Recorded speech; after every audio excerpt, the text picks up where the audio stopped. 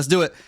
Everyone, welcome to the Born Ready podcast. I'm Anthony. This is the third time filming, the first time you're seeing it. This is going to be a little different from the first two. Why? First of all, I don't care what happens. I don't care if I'm blurry. I don't care if something runs out of space. We're just gonna rock it. Okay? I'm excited to be here. I've done this. Gosh, I put hours into making this happen. And my setup's not even that big. Like, it's a small rig, a light. I forgot to turn my other light on. We're going to do it real quick. Great. You can't even notice it. We got two phones, some wires, some chargers, this lovely sofa beanbag that I got from outdoorliving.ie in Ireland. If you're looking for a sofa, not a paid sponsor, if you're looking for a sofa, little floor sofa, beanbag, check out Outdoor Living. Angie and Edwin helped us. They were super sweet. And I fell in love with these. Like, it's so comfortable. If you can feel it. It reminds me of that movie, Get Him to the Greek, when he's filling the furry wall. It's like that. But thank you guys for helping us. And as you can see, I have a fancy wallpaper behind us. And it's my dad's idea. Not for the podcast, but he actually put this in the room. And the other one, there's Greece. So you can pick and choose your destination. But yeah, we're just showing up. No more hiding behind the mic. I'm here. You get to see the whole thing. That way, if I, all the things, crack, my voice cracks, or if I stumble, or if I pause, whatever, we're just going for it. I do have a few notes, and the reason why is because the first two, I realized that I kind of rambled, and then I also forgot from certain things.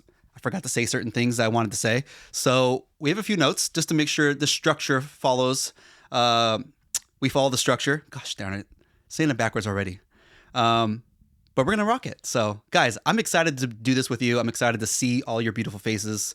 Again, I can't hide behind the mic, and I didn't even know if I wanted to be on camera this fast. I wanted to start this project just doing with audio because I wanted to make it feel like I'm really close. Like it's you and I, we're having a conversation. I'm doing all the talking, you're doing the listening. But I also want you to be engaged. And that's how I want this to be. At least when it's party of me, it's you and I. Okay. But cool. Yeah. So this is the third time I'm recording this. The other two, the spacing, it was like too wide. And then the other one was super blurry. I just didn't like it. And then I forgot to say certain things. So third time is a charm. And I feel really good about this because I came in with no expectation this time. I think the other two times I was more excited and wanted to be like perfect.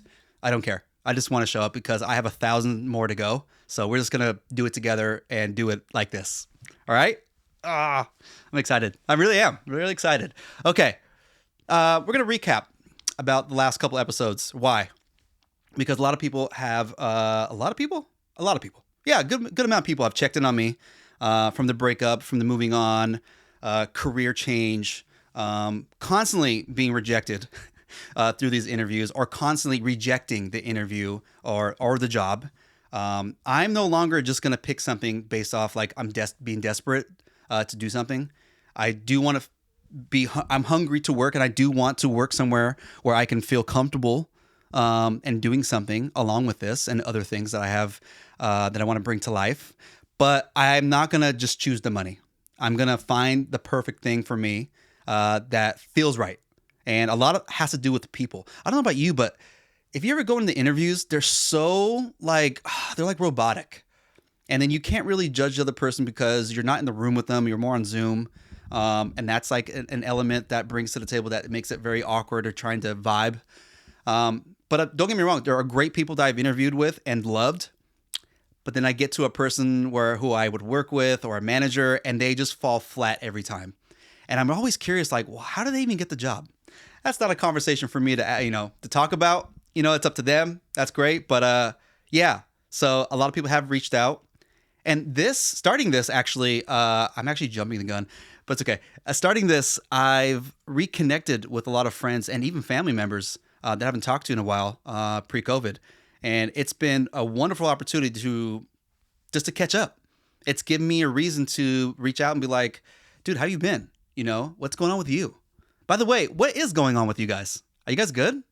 I haven't really heard much, from the comments. Also, this will be on YouTube first. I'm gonna put these videos on YouTube first for a day. That way, my subscribers can probably go up a little bit. And then I would then post it on all the platforms so you guys can all listen to it if you guys want to do that too. I realized that being on camera, I think, gives it another element that I'm just gonna show up and be me, right? And I think that helps. So. But yeah, the reconnecting part. I had this great conversation with my buddy Devin and Stevie, buddies from the Bay Area, and Devin, who's a director who filmed his first movie with his brother who starred in it, called Peninsula Nights. Don't go to sleep. I need you. It's fine. I know what I'm talking about. It was really great to connect with them. And when you talk to other people who are also starting their like passion projects and bringing it to life and excited about doing something creative, like making a movie, it just sparks this inspiration in you that you're like, I know exactly what you feel like. I know exactly what it means to you. And yeah, not waiting for anyone's permission to do something and just doing it yourself. There's no better reward. There's no better reward, no better feeling. And I'm really proud of those guys, and it was really great to catch up with them. Wanted to give them a shout out. By the way, Devin has a podcast called Unscripted. Please check it out. It's more in the film and movie category, but he always talks about the movies and shows that he's watching. And I've adopted a few of the movies that I haven't watched. So really cool. Check it out. Check out Peninsula Nights on Amazon Prime. The movie's great. Really proud of them. Stevie, you killed it. You're on camera relationship with your girlfriend. I'm saying girlfriend because she's also in it. She's also your real girlfriend. But yeah, you guys were great on camera, and it was just a great movie. Guys, please go support that. Love supporting friends. But other people have reached out and have just give me a lot of kudos and a lot of support, which is really nice to hear that people are listening. Friends, thank you. And if you got this far with me, thank you. Thank you so much. It's been really nice. And I want to shout that out because this is kind of the reason why I got into this and why I wanted to do that. Let me back up a little bit. So a long time ago, I started a clothing company, and it was a lot of fun, sparked a lot of creative energy, and it opened up a lot of avenues for me. And it's something that I believe that everyone should do because it's opportunity. You never know what's going to lead you to, right? There's all these different avenues and people you'll meet. And then I stopped. And then for a long time, I thought about what is it that I want to do? Like, I want to do something, I want to do something for myself. I know I'm capable of doing something, but what is it? And I think when you have that freedom of I could do anything, it really puts you in a position where you're not really sure what to do, where you want to put your energy and time. Podcasting was something that I thought about a long time ago because I enjoy sharing on social media. It's something that I find fulfilling. And it's nice to share with others. Also, the connection. It builds camaraderie. And that's something that's important to me. So that's one of the that's one of the reasons why I picked to do this, because I think this space will take me to places that I can't even imagine. And I'll meet people who, I'm sure I'll meet a lot of people during this this new chapter. So I think everyone should find something that they're capable of doing, something for themselves, not something that you could do where obviously a job, but like not even just for a job. I think everyone should find their thing. I totally spitted, and it ruined my train of thought. Gosh, I'm having so much fun doing this, and there's like so much going on. It's loud in here. Can you tell? Maybe I'm rushing. That's another thing I realized. When I'm talking, I want to fill up all the space. I constantly want to make sure to keep the rhythm and the cadence. And it's a lot harder when you're doing this by yourself, but I will take pauses. I'll even take one right now. I'll take a sip of my coffee. Shout out to Carol and Dan, the Coffee Garden here in Kamolin. Always hooking up the homie. Check it out, So yeah, when I was thinking about starting something, I just wanted to make sure that it was something that was going to be fulfilling. Another part of that is how do you know if you are living or feeling a void? Are you really experiencing it, or is this something that you're just doing to pass time? And for me, it has to fill up my cup. It has to hit all the things for me. And this was the top of the list. There was another option, which I could do later, but coffee is something I'm really into, as you can tell. It's something that I think connects people. It's also just a really good benefit to start your day. Like today, can I just say, I went to the gym super tired. I've been having such a weird week, up and down. And I went to the gym today, and just coffee is my pre-workout go to, and it's night and day for me. It really gives me everything I need, and that's it does something to me. That's why I have an account called Coffee Soulmates. It connects with me somehow, and me and coffee are just like this. I'm crossing my fingers in case you can't see me. We're tight. But yeah, I wanted to mention that because a lot of people have asked me, why did you start a podcast? And I wanted to do something that was capable, something that was fun, something that I can do that challenge myself, meet other people. But also, yes, I want to share my perspective, my opinion, my rants, everything with you. But I also want to learn. And I think by having this opportunity to speak about it, I can learn through the audience, through the viewer, or through guests. Because a lot of times this show, right, is based on not being ready or being ready for something. And basically it's about life, right? Navigating it, surfing it, as I like to say. And yeah, I think we can all learn something. And there's a lot of space for us to just talk about it. But yeah, I got to reconnect this week. Was really nice. And even family members, which is really nice to hear from them, to see that they are listening. The response has been really nice, really, truly. It really has. It's just meaning a lot to me. It means that I'm onto something and it's pushing me to keep going. So yeah, I didn't think I would do, I know I said this, but be on a camera this early, but I think there's an element that's missing. I want you guys to see this. I want you to see maybe the progression of this being the first time, and then seeing where it goes and how it goes and how it develops and grows. How it goes, how it grows, is important to me. Yeah.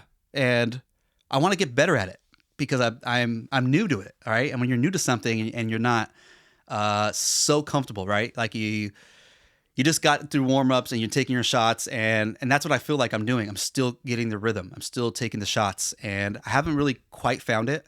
But we're getting there. We're getting close. And every time I leave after. Every time I finish an episode is what I want to say. Every time I finish an episode, I feel like I'm just hungry to do another one. I'm excited for it. So hopefully there's something in there, right? The reconnecting, the journey, how I got here, why I'm doing it, and hopefully where it takes me. It fills my cup. It's really important. Okay, a couple things. We are here in Ireland, and I've been here for the last, almost a month. And spending time with my dad has been, I'm really grateful for it. And I do want to talk about gratitude, but for the moment, my dad and I have been spending a lot of time together. And I kind of think that even though I'm going through a transition in my life where I feel like everything is being stripped away and I'm kind of into the unknown and not sure where I'm going, I also forget that life is happening around me and for me. I just have to see it. And one of those things is being around with my dad right now. And our relationship has grown a lot since my mother's passing. And I feel like my dad and I didn't have to choose to be together like this, but because we were so tight growing up, and the absence with my mom, and having this opportunity to come to Ireland and be with him, I just feel like it's needed right now for both of us. I think he's in a place where having another person around and giving him life also is helpful. But also he's given me that back, right? He's been such a big supporter for me, not through this, but just everything I do. He's been huge support for me. But also the other part of that is that father and sons don't always get along. My dad and I are very different. And what I've came to conclusion and how I look at things between us is that I appreciate him for who he is, and then I forgive him for what he's not, because he's just a regular dude. He's a dude in this world. All parents are. They're just people, you know, but they happen to be our parents. And we kind of look at them a little different. We want them to be something for us, right? And so sometimes I have to be very patient and try to understand more. So I ask a lot of questions, which he doesn't always like. But for me, I try to explain to him that I'm just trying to understand where you come from. Now, my dad, whenever or not he and I have, whenever we clash, Anthony, what do you want to say? I want to say whenever we butt heads or clash, yeah, that's it. We tend to come from a good place, but we both don't understand each other. There's like a miscommunication. For him, it's always a place where he's trying to help or he cares too much. For example, whenever we're driving in the car, he just loves to share his opinion or help me when I'm driving. So I'm at a stop sign. He'll look to his way and he'll be like, "Oh, you're all good on my side." And we talked about this. It's like, hey, even if you tell me that there's no one on your side, like coming down the streets where I can turn, I still have to look. Okay. So you don't have to, you can just chill. You can be on TikTok. By the way, he's addicted to TikTok. Another story for another time. We'll definitely talk about it. He just wants to help. And also he's a person who kind of worries a lot. So he's constantly, even when I'm like stopping, coming to a complete stop, I can see him moving his leg, trying to push the brake pedal. So it's caused, some friction between us. But again, like it's not anything that he's scolded me about. He just wants to help. So it's taught me to be a little more patient, even at his age. And by the way, he's a young 83. He walks fast. He moves fast. He never stops. He's never settled down. He's always joking, always laughing. He just has a lot of life and a lot of good years ahead of him. So yeah, I'm very fortunate that I have this relationship with him, and I'm grateful. Now, the other part of gratefulness is something that I've used and adopted over the years, which I want to talk about because I'm curious about how do you guys practice gratitude? Is it something that you even practice? Is it something that even you have to practice? Do you just have it? Well, from my experience, the reason why I asked that is because it's something that I need to do. Like I need to go to the gym to exercise, to keep fit, right? And gratitude does the same thing. It's not something that you can just do once, twice, thrice, and then be good at it. It's constant practice. What gratitude looks like for me is that I like to start in the morning, write down 4 or 5 things. Sometimes it's bullet points, sometimes it's sentences, sometimes I rant. But what I'm doing is I'm searching to feel what I'm really happy about, or is there something that I'm going to do that day that's going to make me, or it's going to enhance, or am I going to appreciate it? Like coffee, for example. But what that does for me really is that I find appreciation in balancing myself to see things that I don't usually see that I can be grateful for, which gives me openness, right? Open to see things that I can't see all the time because we all have blind spots, and we talked about that, right? I have a bunch of blind spots. But what it does is gives me an intention for the day to be more appreciative, more balanced, more grateful about the things that are happening. Yes, I moved out. Yes, I broke up. Yes, things are happening. But also, it's giving me my time back. And then now I'm having control of my life and what I want to do with it, right? So that's another way of looking at gratitude is like, what's happening for me right now? And what can I appreciate? How can I stay balanced? Because let me tell you, like this week has been a shuffle of ups and downs for me, right? And mostly because I haven't been sleeping. And it starts off the day where like, I just want to go back to bed. I'm so tired. The time change alone is tough whenever I come here. But yeah, so what was I saying? Oh yeah. So it keeps me on balance. Like it keeps me balanced. And when I'm feeling off, I have something to look forward to with intention. And at the end of the day, let me take a little sip. You know why I do that? Even though it's embarrassing for me, it means I'm going too fast. I'm rushing. I want to slow it down. We're going to slow it down together because it doesn't have to be so urgent. I'm excited. That's where it comes from. I'm excited, but I want to tell it in just a regular pace. Um, Now I forgot. Wait, no, I didn't. I'm talking about. Oh yeah. Okay. So at the end of the night, I like to just recap what are the things that I did today. What did I get? What did I accomplish? What did I get done? Was there anything I could have done better? That way, I just take an inventory so I can just keep awareness. I don't know about you. Again, I just have so many crazy emotions and thoughts all the time, and it's very heavy, and it's easy to get sidetracked and distracted. But that's why I practice gratitude. Why I even practice gratitude or why I even do anything to build these habits is because I want consistency. And I think that's literally the key of being perfect. I say perfect for a reason. Practicing perfect makes perfect. And what practicing perfect looks like is consistency, right? It's showing up every day, knowing what you have to do, knowing what you want to do that's going to fill up your cup or be a good investment for yourself. But it's also something that keeps me honest and it keeps me motivated. So whenever I go to the gym and like for instance, on Tuesday, by the way, it's Friday, Aloha Friday. On Tuesday, I just didn't want to go to the gym. I had horrible sleep and I was contemplating like maybe I can rest it out or maybe I could do something else. But in my gratitude, I wrote down, my body wants to move, but like, I'm just so tired. So what I did was I just showed up. I showed up anyways. I was like, look, I'm going to show up. I'll do my best. And whatever I get done, I get done. But whatever I need to listen to, I can take a step back if I need to. And honestly, I crushed it. I crushed the workout. I was tired the whole time, but I crushed it. And that's what this is all about for me. It's about showing up. It's about building good habits, keeping a good routine, and then staying consistent. And I think when you stay consistent, your trajectory of growth, right, improves over maybe a small margin, but you can see the difference because on days that you don't feel like it or days you're just not seeing it and you feel off balance, you can always go back to those tools. You can always go back to the consistency and the routine. And I really wanted to share that because it keeps me sane. No, it keeps me pushing through and doing the things that I know it's needed and what I want to do.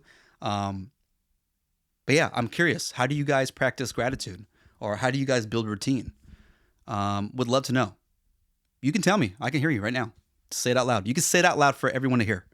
Do it. If you're in the car, if you're walking, I want you to do it. Do it for you. Can I tell you about my day yesterday? Just a small part. So yesterday will be a day that I won't forget. So I'll tell you. I recently went to a skin clinic because yesterday I removed my twin brother. What do you mean, Anthony? I had a skin tag the size of a pea. Oh my gosh, the pea thing. It cracked me up. A size of a pea. And it was on the side of my hip. Now, I've had this skin tag for a very long time. I've had people make fun of it. I've had people be grossed out. But there's something about the backstory that I just couldn't let go of. And I've always told people that it's my twin brother that never made it. And I just absorbed all his energy and he's just living there. And I have to that's part of the agreement is I'm doing this because he's on the left side and he was just always there, you know? But recently I been going through a change and I just thought maybe it's time that I let go. Really. And honestly, I actually have been contemplating, should I do it? Should I keep it? I didn't know. But recently I was just you know what? I think I'm ready for change. I'm just ready to try something different and I'm ready to let go of the backstory because at the end of the day, it's a skin tag, right? We don't need them. We don't even know why we have them. I don't know about you. You have any? If you do, I bet you didn't have the size of a pea. It's this big, a little squishy little guy. I never gave him a name though. I just called him my skin tag twin. So anyways, so I made an appointment. I drive up to Dublin. I go to this clinic. This lady who is an expert and absolutely wonderful person. Her name's Sabrina. What's her name, Anthony? Her name is Sabrina. Also, when I do that, I've been doing warm ups for my voice. It means that I don't have enough air. And so I'm practicing holding air in my diaphragm and then speaking very loud and projecting all the way through. Okay, anyways, Sabrina, awesome. She was super sweet. I was super nervous because I didn't know what kind of procedure they were going to do. And then so I had one here, a couple on my armpits, and one on my back. She was great because she found them all, and I didn't even know I had some. So the only one I really wanted to get rid of was my twin brother. So anyways, we're about to start the procedure. She walks me through everything. She's super thorough, super patient and kind. We lay down and she's like, I'm going to basically use this little pen and basically we're going to burn it off. And I was like, oh, okay, sick. But it was like really small, you know? She's like, I'm going to tell you right now, it's going to hurt. It's going to feel like a scratch. I was like, a scratch? I didn't even ask her, like, what do you mean a scratch? Like, can you show? And she did it. She like, I'm just going to make a scratching sound, but she's like that, like a little scratch. And I was like, all right, I can handle a scratch, no problem. Now, let me stop there. I've had warts removed before. I've had skin tags removed before. Different procedures. For my warts, they froze it with liquid nitrogen. And then my other skin tags were very small. They used like a little knife and cut it off really quick. This was absolutely completely different from anything that I've ever been through. So here we go. So she told me how it was going to feel. There was going to be a little burning smell. And I was like, okay. And the reason why the reason why they choose to do this is because when you burn them off, they don't grow back. And that's kind of the point, right? And I've had skin tags removed and they grew back. Anyways, I'm sorry if you're grossed out, but this is me, you know? This is the truth. And it's also really fun because my pain is your joy. So we're about to start the process. I was like, okay, I'm ready for the scratch. You guys, she lied. It was not a scratch. It was like someone burning the shit out of me while getting stung by a bee. So I was there laying and I went, what? I was like, what?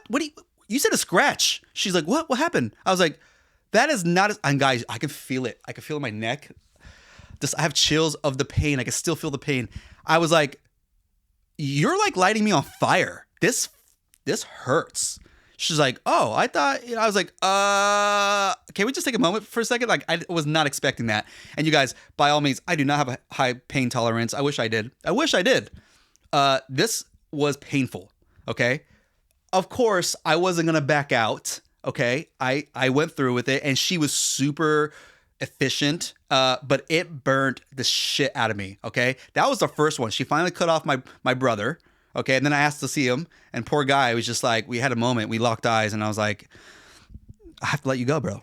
You know, we had a great run together, but I got to do it on my own, you know? So that happened. And immediately there's a weird smell in the room. I won't even tell you what the smell is like, but it's like, it's not fun. So then she's like, well, you have a couple more. Let's get those. And I was like, you know what? They're fine. I can hold on to those, you know, let them grow and be my siblings. So she's like, no, we got to get them. So guys, it was painful. It was like being stung or like by a wasp.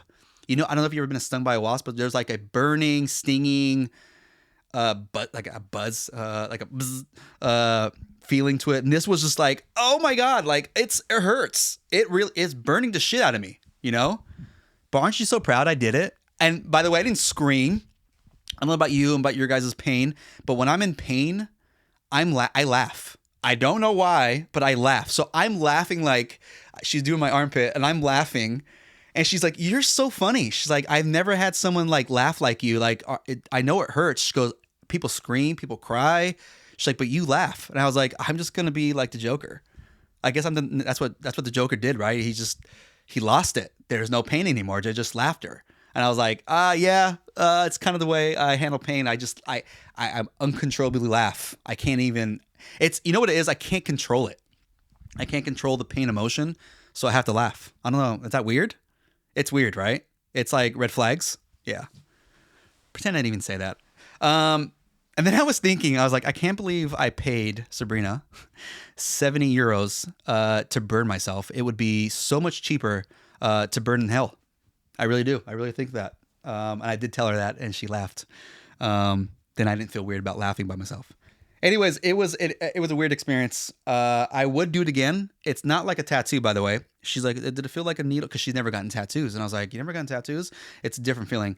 I would say that is more like a scratch feeling compared to what I went through. But so that's enough about me.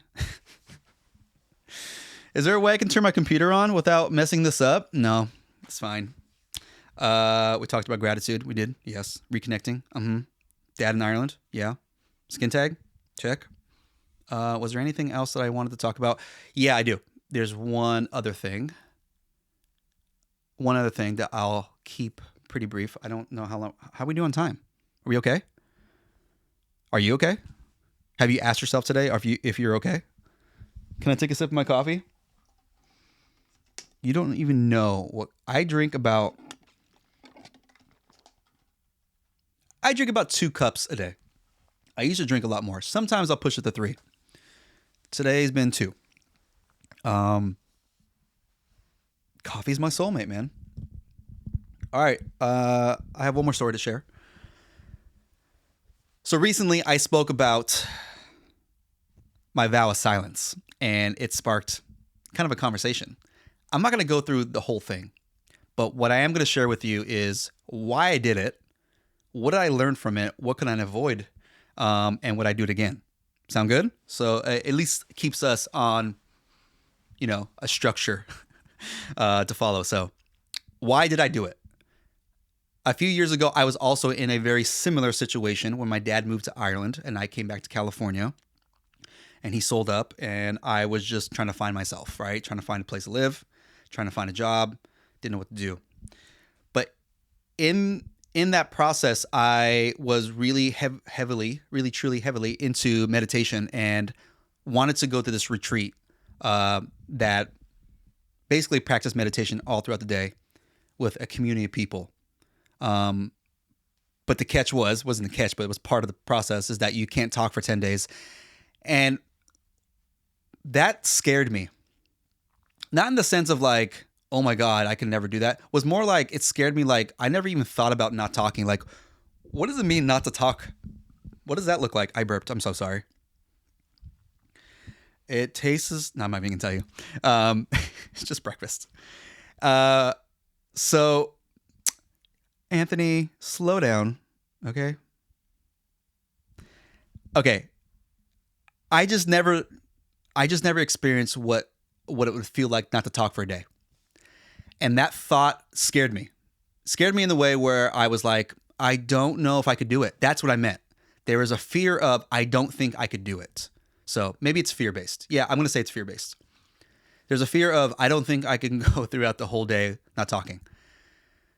So I decided I'll do a day. I'll pick a weekend. I'll be by myself and I just won't talk. It was really easy not to talk for a day. It's really easy when you're more isolated, obviously. You don't have to play all these different roles, which I didn't have to, thankfully. One day turned into 2, turned into 3, turned into 4, turned into 5, and pretty simple. Like pretty simple because where I was staying, I was kept to myself, and I did a lot of, things that I would regularly do: work out, look for jobs or apply. I also did a lot of walking, hiking, reading, journaling, watching TV. When I say TV, I think I was watching How I Met Your Mother, which, by the way, I'm rewatching for the 6th, 7th time again right now. Oh, I love that show so much. Anyways, it was too easy for me. And here's the thing, I didn't want to stop because I kept saying, well, if I could do 4 or 5 days, I could do 10 days. So I'm like halfway there. But I was like, it's too easy. And also, I think I need to challenge myself and also go somewhere where I can also be alone, but with people. Well, what does that look like? So I went camping. I went to Yosemite. And I camped at Camp 4 campground, which means that you share a space with 2 or 3 other families or campmates, which I did. By the way, I had some amazing campmates. If they are listening, which we are friends, guys, I have a voice now. I don't know if you can hear me, but this is what my voice sounds like. They were super accommodating and supportive through the process. I brought this sign with me, like a whiteboard sign, just to practice. I think I have the picture. Maybe I can put it somewhere where you can see it. I'll put my. Oh, by the way, can I just say it's really funny because when I was giving away my brother yesterday, my skin tight twin brother, I told him rest in peace, and I said rest in peace, okay. But she heard peas, and then I busted up laughing. I was like, could you imagine resting in peas? And then I created an image on ChatGPT having my skin tag resting in peas. I'm going to put it somewhere. You have to see it. It's so good. Anyways, it just made me think about it. I'm rambling, and that's okay. We all do that. Don't do that, okay? Don't judge. I'll get back to the story. So I know I'm camping. I'm with my friends. I had a whiteboard just in case for emergencies where I'm like, I need help or, whatever. I ran out of toilet paper. They were super nice. I didn't have to say anything, obviously, but I didn't have to do much either. What I realized, I'm getting to the point, what did you learn? What I realized is that when you don't talk, it's like other people overcompensate to be nice, which is really cool, right? Because I have really nice people being super flexible and nice. And they're also like more animated about when they talk and do things. And they're like, how big do you want it to be? And are you okay? Like, it was just an interesting thing. It's like when you take your voice away or it's not a sense, but like a skill I think people just don't know how to be and act. And I get it. Like, who would do this, right? Who would go out in the world just like not talk for a while? There are people, right? Monks, but for practicing sake, right? But yeah, you notice that. The reason why I told you about this story about going to Yosemite is because here's one thing that actually talking would have avoided this whole situation, which I'm about to tell you, because I was so furious that this happened. And all it took was me saying, someone's in here. Okay? Maybe you can guess what it is already. When I first got to Yosemite, I was bursting to go to the restroom. Okay? All the business. But the public restroom was so, I'll just say it was so not up to par, and then also crowded. I just felt like I just needed something more private. So I searched around and I didn't ask anyone where the bathroom was at. So I'm just like looking around. I found a row of porta potties between the visitor center and the post office. If you're familiar with Yosemite, it's tucked in, and not a lot of people probably know about that. Anyways, there's about 20 of them. So I walked down all the way through, checking each and every one of them. There's nobody in any of them. So I picked the last one. So that means that someone would have to walk 20 stalls to get to the last one. Are you with me? I'm doing my business. I can hear someone walking. They get to my stall and they try to open it, which it's crazy. Why would you try to open something that you can see that when you turn the knob, right, the handle, the spin thing, it goes from green to red. So it's obviously red. And I'm just thinking like, why is she trying to open this? How did you know she, Anthony? I'm going to tell you how I know. And I was like, oh, I can't say anything, right? So then I'm like, maybe she'll go away. She'll get it. No, she keeps pulling on it, trying to open it. And I knock on the door. Now I'm knocking. And I'm like, what? Like in my head, I'm like, someone's in here. Guys, the next moment after I knocked, she breaks the door open. Breaks it open. She goes, are you okay? And I was like, what the fuck, lady? I said, what the fuck? Really loud. I'm not going to scream in the mic. I'm spread eagle, naked. She breaks the door down and asks me if I'm okay. She thought something was wrong. She thought someone was in there and trapped and stuck, and that's why she pulled it open and broke it. And I was just thinking like, of course this would happen to me. Why me? Why would this happen to me? I'm trying to practice something. Of course, it's a curveball, right? And then I broke my silence, of course. I mean, it was instinctive. What else was I going to say? She's fucking laughing. She's dying laughing. She's like, oh my God, I'm so sorry. Like, ah. She's like, and then I don't know what she's doing. And they probably went to tell someone about me. And I just sit there fuming, just like, and then I'm holding the door open as I'm finishing off my business, right? And I just think to myself, for the universe, thanks so much for sending me a wild pitch, because that was fun. And it also made me think that it's not that easy and things can happen. But here's what it taught me, right? We're going to get to the point. It taught me that I didn't have to be so hard on myself for things that were out of my control. It's fine. That happened. Okay. But I was embarrassed, right? Because I was like just trying to do nature's business. And then that happened, and it just frustrated me. And I was pretty, yeah, like upset about it. I was upset that I fucked up, right? Like, God damn it, I said something, and then I'm just like, I'm holding this. I'm really hard on myself. I really am, but I'm holding this expectation on me to like be perfect. And I'm sure that I do know where that comes from. But yeah, that's one thing I did learn. So could have avoided the whole thing if I just said someone's in here. I did hike. Yeah, I did hike a lot, but one of the things I did hike, one of the trails I did hike was Half Dome. And if you are not familiar with Half Dome, it's a whole day thing. It's a huge thing, and I was not ready for it. Okay, I didn't know what I was getting myself into. By the way, I just did like Glacier. There's a 4 mile trek to Glacier Point and back down. That's like a 8-9 mile one. I did another one that was like 8 miles by the Mirror Lake, and so I did those back to back days. And then I'm doing Half Dome, which is like double the amount. Right, you leave at 3 o'clock in the morning. You go early because you don't want to hit the sun, and it's also August when I went. And I'm not talking to anyone, obviously, but that's another thing. It's like people were walking by and wanted to talk and chat, and I'm just like being quiet. I'm not giving them a reason to why I'm not talking. And you can see people's like expression being like, "What's up with that dude?" Or "Why didn't he say hi?" And even saying like hi as a gesture, or like "What's up?" Shaka, or even the prayer hands and saying thank you and bowing. Like, it doesn't do it justice. Words carry a lot of weight. They mean a lot. And saying thank you and you're welcome and hello, like, there's a reason why words mean so much. Mean so much. And I did recognize that. By the way, I'm journaling everything, right? That's going on. I'm observing everything. Why am I telling you this? Because when I got to the cable part, by the way, it's like a straight up steep mountain. Okay? And it's slippery. And I was exhausted. And I got up, quarter of the way and was thinking, oh, I might like fall. And people have died on this, guys. And I was just nervous because I was already doing something hard. I was already fatigued. And I was like, I don't know if I can get through this. The other part is that it's a one-way system. So as you're going up, you have to make way for people coming down. And it's you have to communicate.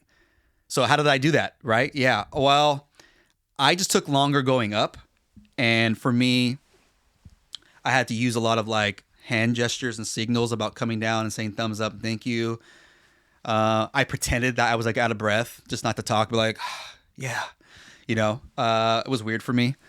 Got halfway, my legs start to cramp. I didn't eat or replenish enough salt. So I had to wait a little bit. Anyways, I got to the top and then I was fine. And it was one of the best hikes I ever did. And definitely a different experience by doing that. But yeah, just the whole journey of that was so much fun. And it taught me a lot. Words of affirmation. It taught me, how to be a better. So I had goals written down, right? But one of them was how to be a better listener. And what I realized is that when you do this vow of silence, you're not trying to think about what to say when someone's talking or try to react or respond. You get to completely listen. You're off the hook. And it's nice because you fully engage with that person and you think about it and you look at them and then you start noticing nuances of like just expressions and dimples and, everything that comes with just sitting there being present with someone and letting them talk or letting them, whatever. Also, a lot of people vent to you, which is funny. Even people would call me and they know that I'm not talking. They would just vent to me, which I thought was really nice. It was a really nice opportunity. And I was able to build friends, early start, right, from scratch, and then dive deep in because they're like fully oversharing and invested in, and I don't respond and I'm just like listening. And that was interesting too. Because I think there's an openness that people feel when the other person is not going to respond or judge. They're just there to be. And that was pretty cool. Then it taught me to speak with intention, with a purpose.